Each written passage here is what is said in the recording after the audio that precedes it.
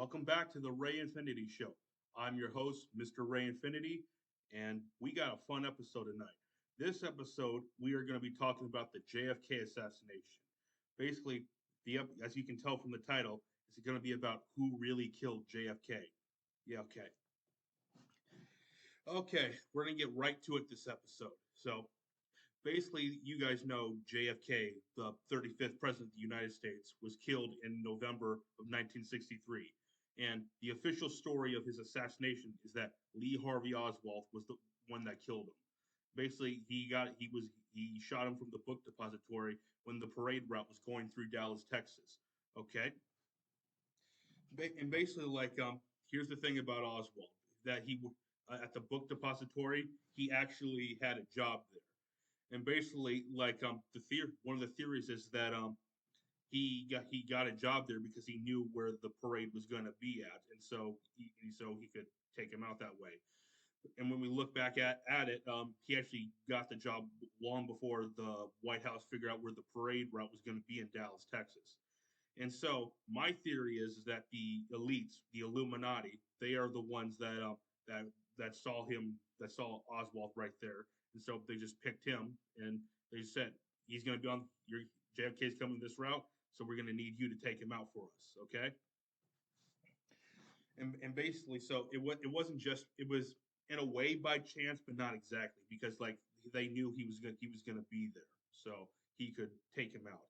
And the thing about Oswald was he was a shady guy. Like he did a lot of dealings and stuff in Russia and stuff like that.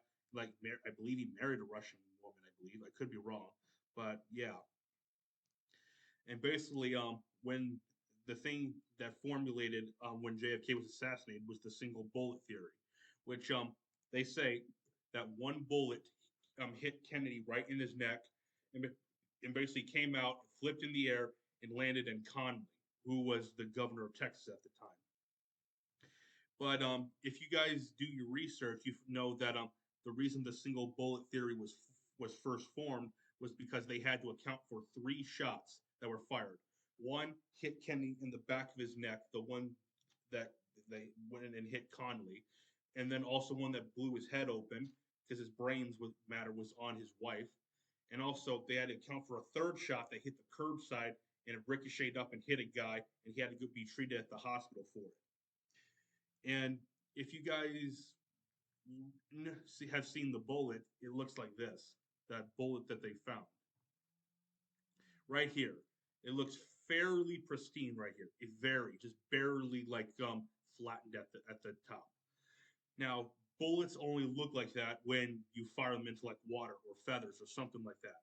And I've been hunting before and had to pull bullets out of animals, so I can tell that I think this bullet is crap right here. It's not the real bullet that hit Kennedy. It's not. And also the thing about this bullet, when Connolly was at the hospital, they conveniently found the bullet in his gurney. So okay, you found this bullet in his gurney, uh, and it's just so it doesn't make any sense. Like they should have said, "Who gave you this bullet? Who are you?" And you're gonna start talking, buddy. Like you're not. No, you're going to jail. So they probably should have done that. And it's obvious that there was a quick cover up to impend it on Oswald, because they didn't want anyone figuring out what they were really behind, and so and so looking at the bullet right here, I'm looking at every little detail. It does not look like that it's hit bone, because the thing is when bullets hit bone, they mushroom. And plus, especially hitting bone of two different people, yeah, every bullet that has been fired that I know of has ricocheted off bone and basically mushroom or shredded, or just have missing a bunch of particles. And conveniently, they found there were there were particles that weren't missing from the bullet that were in Connolly's body that you could detect on the X-ray machines. And there, yeah, so you get the idea that this bullet clearly was not that bullet that hit Kennedy or Connolly. and because the bullet is pristine. Like, yeah, look, take a look. Right here along the edges, you're taking a close detail right here. Yeah, okay. And also, another thing that people don't realize, if you look at the footage of his assassination, which there is footage, I can't show that footage here because this video will get pulled off. But look at the footage. If you look close, like looked like Conley was hurting before JFK, before Kennedy was shot. It looks like he's in a lot of pain. So I there obviously had to have been more than one shooter there, and there had to have been one shooter, more than one, because if you look at it, Oswald when he was on and looking out the window, the gun was the rifle was resting on the window right here. It was resting, and basically there were quick shots fired. Do I think Oswald could have made those three shots? I believe he could have, but from the positions of where the bullets and the shots were found, so I don't think he fired three shots. Basically, and because they had to deal with all these wounds, they didn't realize it. They thought it was just a bunch of shots. So they looked at all the wounds. They thought it was three shots. But like I said, they found a bullet that hit the curbside. So yeah, and also the thing about Oswald is like the guy not only he did dealings in Russia, like he was a revolutionist. That's what he said he was. I believe it was 6 months prior. I could be wrong. I believe it's 6 months prior that he attempted to assassinate a general, a general, and basically like he went over to the house with his rifle and his gun, took a shot, missed him, and eventually he told his wife, and saying he's a revolutionist, he's trying to start something, trying to bring up an uprising or whatever. Yeah, and also when Oswald was caught, he said that he was a patsy. That sounds like someone who knew he was going to get caught for something. He knew it. He like if someone took that shot and really wanted him dead would own it. Like and to even a degree they would want to get caught because it would be headline news everywhere. And plus and then you have Jack Ruby, a guy that just comes up along and shoots him. You don't find it even a little suspicious that a guy who has ties to the mob ran up on and just shot Oswald as he was in police custody. He just walked right up and fired him, and then killed him, dropped the gun, and basically, like I think it's probable that they had that what happened was they got Ruby from whoever in the mob. They got him, said you're gonna get rid of that guy because no one's gonna care because like he killed the president. Ha ha ha ha ha. Yeah, and so basically just walked up on him, shot him like, and just dropped the gun immediately. And like the thing about Jack Ruby, he ended up in a comfy jail cell and died of cancer. I believe that's what happened. I could be wrong, but I believe that's what happened. Yeah. And also the thing about the Kennedys that a lot of people don't don't realize that he was one of the elites. He and his family were elites. They were one of the 13 bloodlines of the Illuminati. And as you know, the Illuminati, they are the people, the pyramid with the eye and the pyramid with the eye in the middle. They are the ones that control the world basically. They are the ones in charge. And basically like they run the world. People like Bill Gates and Klaus Schwab, they are part of those the the bloodlines. Bill Gates is a Rockefeller, Klaus Schwab is a Rothschild. Kennedys, they were one of the bloodlines of their own. And the thing about JFK is that I think the reason they killed him, the elites wanted him dead, is because he broke his oath and he was going to expose all of them. He was going against the elite. He was going against the elites. He broke his oath because to keep everything secret and to basically so the plan to go out was like and one of the as being an elite, he got in as president. So could have been something going on with that. Could have been, but I don't know. And the Kennedys, like JFK, some of the things a lot of the things he wanted to do, like would have dramatically changed the country. Like he wanted to get rid of the CIA. He wanted to get rid of the FBI, I believe. He wanted to get rid of the NSA, and I believe he also wanted to get rid of the Federal Reserve because, like JFK, he said beforehand well, before I get into that, basically the Federal Reserve, like basically creates all the dollars in America. Before that, the banks would create dollars. They would create them on their own until this Federal Reserve Act came into place. It was a takeover. That's what JFK was saying. He knew it was. He knew they were trying to take over everything. And basically, the thing, and also another thing about the Kennedys, they were drug dealers. They were. They made a bunch of money selling alcohol illegally. They made a bunch of money doing that. And basically, like, they were not popular at all. And then you had two brothers get publicly assassinated, and you have JFK's son, like, die in a plane crash mysteriously. No one knows why. Hmm. Yeah. And also, like two brothers publicly assassinated too. They were not popular. And like another thing about Kennedy is like he had the Bay of Pigs debacle, which a lot of military people hated him for that. And yeah, and basically all of the Kennedys, all of them, all the brothers and sisters and the father and grandfather, they were all the elites. Like they've been around since God, I don't know how long, but there's a lot. It's been a long time since they've been around. And like one and basically enough, basically like back in I believe it was '92. I could be wrong, but I believe it's around 1992. Is that basically the Congress passed an act that would make sure the JFK papers, which are the papers the FBI gathered about the assassination, made sure that they would be released eventually. Didn't say when specifically, but that they had to eventually legally be released. Okay, we've gotten a few pages, a few tidbits of the papers, but all of them have some redacted parts. So, what are you guys trying to hide? Like, this is not what we wanted. We wanted to know why why was the president assassinated? Why are you guys hiding everything? Like, I I think the reason that they have not released it is because like there's stuff in there that shows how the government was ran back in the day. It's the government is run the same way today, and people would lose trust in the government. There would be rebellions and all that kind of stuff going on.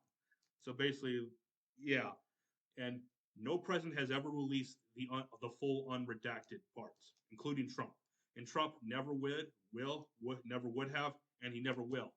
Probably in 2024 when he gets back in, he still won't do it because like a lot of presidents, a lot of them are not a lot of them are controlled, but not all of them are. Trump is not controlled, but well, at least to a degree. Well, to a degree, like all presidents, all my mistake. All presidents are are partially controlled. Like what I mean is there's certain things that they cannot cross no matter what. And like an example, the JFK papers, they cannot ever release the full on redacted ones because then some bad things would happen to them. Them and their family would all be killed or something. Something like that. A lot of stuff would have happened. Yeah. And basically, here's my theories about Oswald. My theories. I do not know whether whatever was. It's possible he acted alone, but I don't believe he did.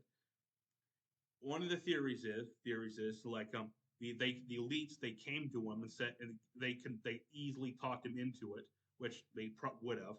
They talked him into killing JFK, and basically like what happened. There's two possibilities I believe that could have happened. That he knew there were other shooters and they fired, and basically like afterwards when he got caught they threw him under the bus because he would have started talking and basically like would have exposed him, and basically so they had Jack Ruby come in and take him out right then. Or the other theory is that he thought he was the only shooter that was going to be there, and then like he and that like when he fired, he he either fired one shot or and saw that there were two other shots and like he got freaked out and ran off, or he did not even fire at all because he said he was a patsy. Remember that he may not have even fired at all and then dropped the rifle and ran. And basically, like he would have.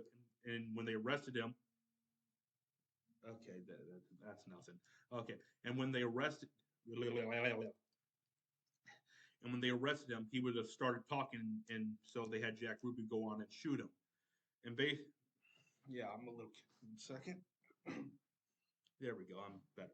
They had Jack Ruby come on, and kill him because he would have exposed them, and they didn't want this information getting out because if he had known if there were other shooters that were going to be there, if there were other shooters there, he would have told them who they could have been and who hired him to kill them, to kill JFK. And so yeah, and the thing about the rifle that was dropped, like a lot of people said the scope was off, and it was.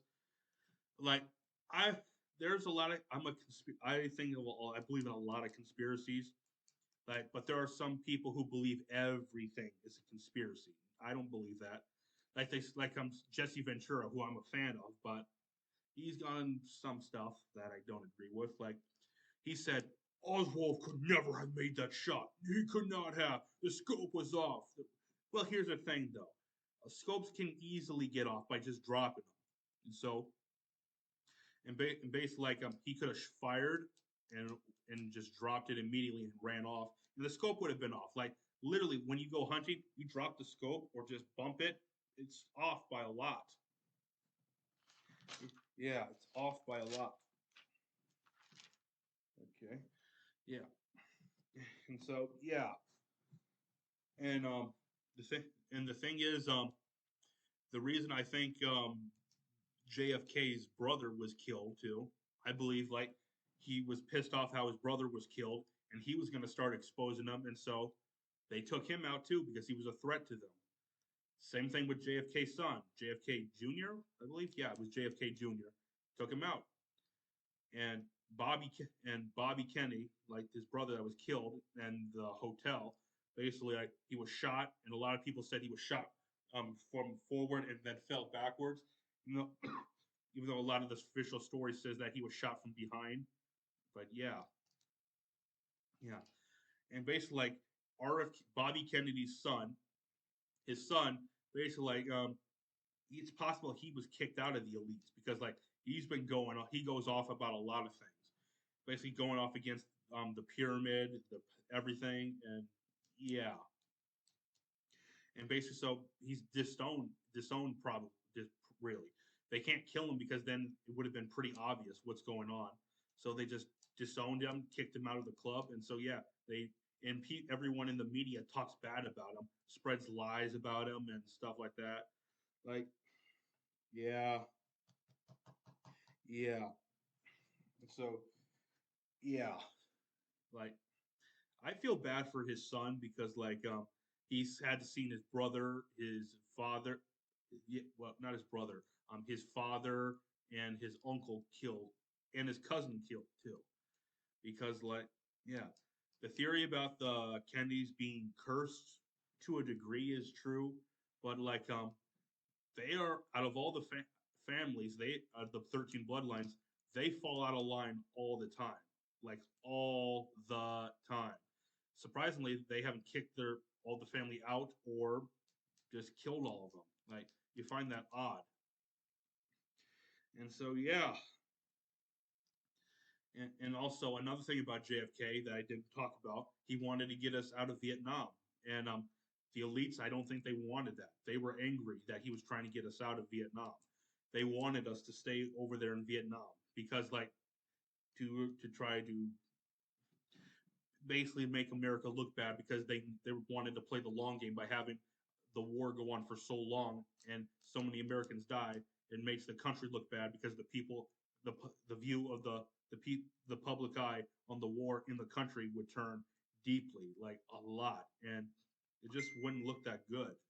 Also, guys, if you guys didn't know, JFK also he did a speech about secrets and secret societies, and basically, like, one of the speculations on it is that he was referring to the CIA and stuff like that. In my opinion, he was referring to the elites, the Illuminati, because he was one of them. So he was trying to warn us about him without like secretly doing it in a weird, but secretly doing it in a weird way. Okay, so like let's listen to the speech, and you guys can judge for yourself. Okay, right here. Right The very word secrecy is repugnant in a free and open society, and we are, as a people, inherently and historically opposed to secret societies, to secret oaths, and to secret proceedings. We decided long ago that the dangers of excessive and unwarranted concealment of pertinent facts far outweighed the dangers which are cited to justify it. Even today, there is little value in opposing the threat of a closed society by imitating its arbitrary restrictions. Even today, there is little value in ensuring the survival of our nation if our traditions do not survive with it. And there is very grave danger that an announced need for increased security will be seized upon by those anxious to expand its meaning to the very limits of official censorship and concealment. That I do not intend to permit to the extent that it's in my control. And no official of my administration, whether his rank is high or low, civilian or military, should interpret my words here tonight as an excuse to censor the news, to stifle dissent, to cover up our mistakes, or to withhold from the press and the public the facts they deserve to know. For we are opposed around the world by a monolithic and ruthless conspiracy that relies primarily on covert means for expanding its sphere of influence, on infiltration instead of invasion, on subversion instead of elections, on intimidation instead of free choice, on guerrillas by night instead of armies by day. It is a system which has conscripted vast human and material resources into the building of a tightly knit, highly efficient machine that combines military, diplomatic, intelligence, economic, scientific, and political operations. Its preparations are concealed, not published. Its mistakes are buried, not headlined. Its dissenters are silenced, not praised. No expenditure is questioned, no rumor is printed, no secret is revealed. No president should fear public scrutiny of his program, for from that scrutiny comes understanding, and from that understanding comes support or opposition, and both are necessary. I am not asking your newspapers to support an administration, but I am asking your help in the tremendous task of informing and alerting the American people. For I have complete confidence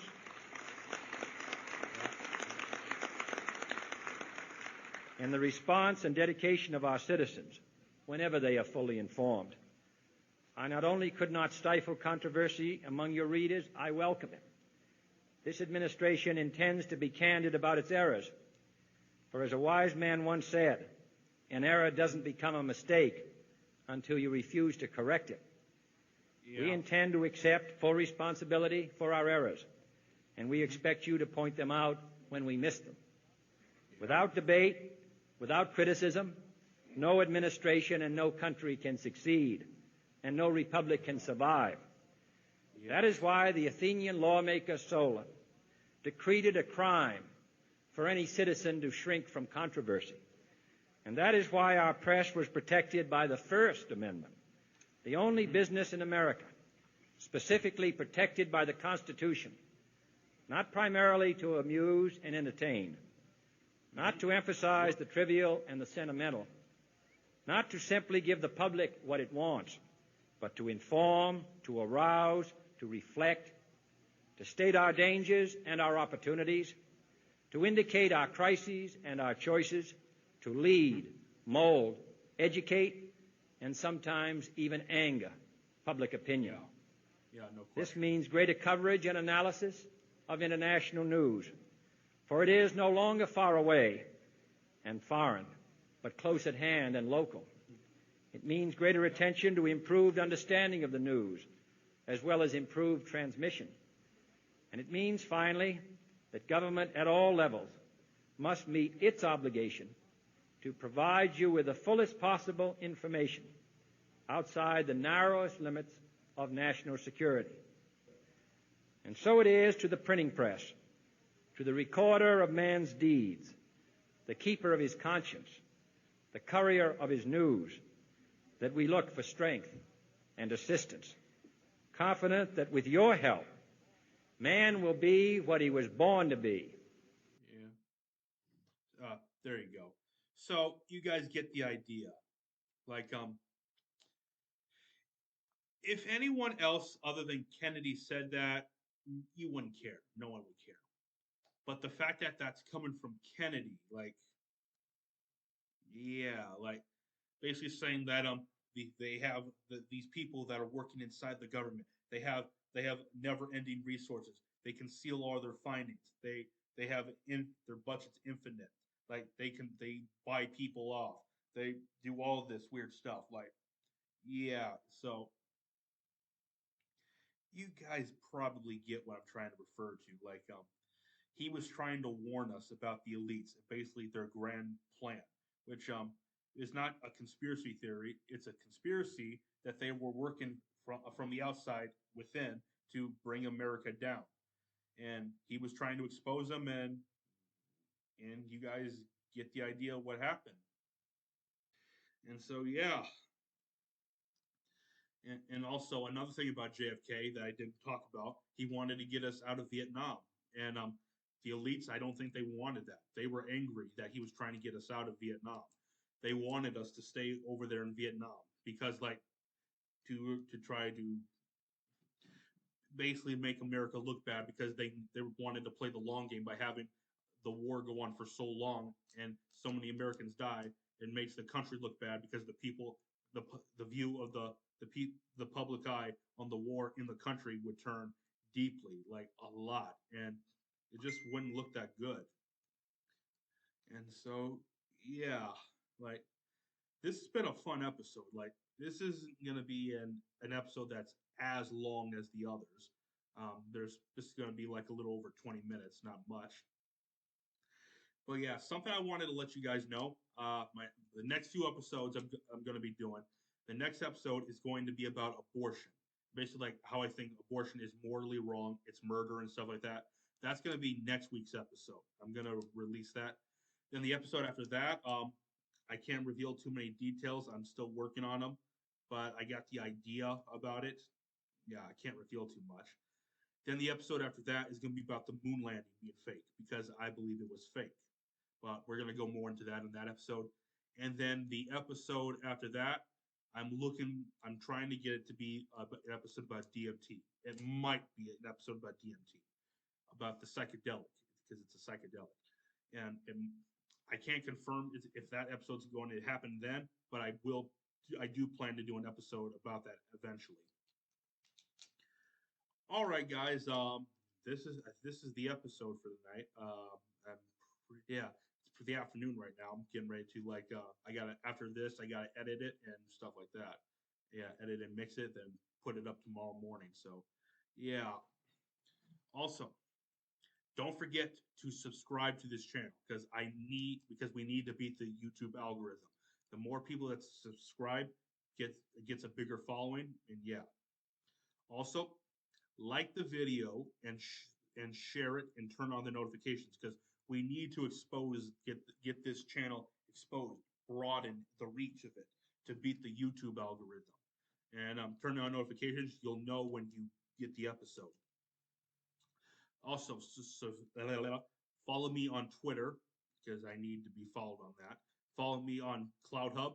Follow me on Gab, which I like Gab and CloudHub. I've spent more time on Twitter and stuff like that. But yeah. Also, follow me on Spotify, Stitcher, yeah, Stitcher, Google Podcasts, and Apple Podcasts. Oh, one more thing about Google Podcasts. My episode about the threat of China was taken down the day I posted it, but it was reposted a few days later. So Yeah, I got hit, but they put it back up. I don't know why, which I'm glad they put it back up. So, yeah, I'm glad about that. And also follow me on Facebook, Conservatives and Libertarians. I like that page. That page is fun. Yeah. So yeah, and also, and another thing. Eventually, we are going to start doing live streams in this on this channel, and also we are going to start having guests on eventually. It's going to be a little bit, but we're going to start having guests on because I want to make this podcast a little more interactive, so that it's more fun. We can do a lot more stuff, have debates, just people we agree and disagree with, et cetera, et cetera. And that'll be fun. And so, yeah, I think that's everything. Okay. I'm Mr. Ray Infinity. This is the Ray Infinity Show, episode 13. Yeah, it's episode 13. Yeah, it's episode 13. Episode 13. Catch you later. Have a nice night.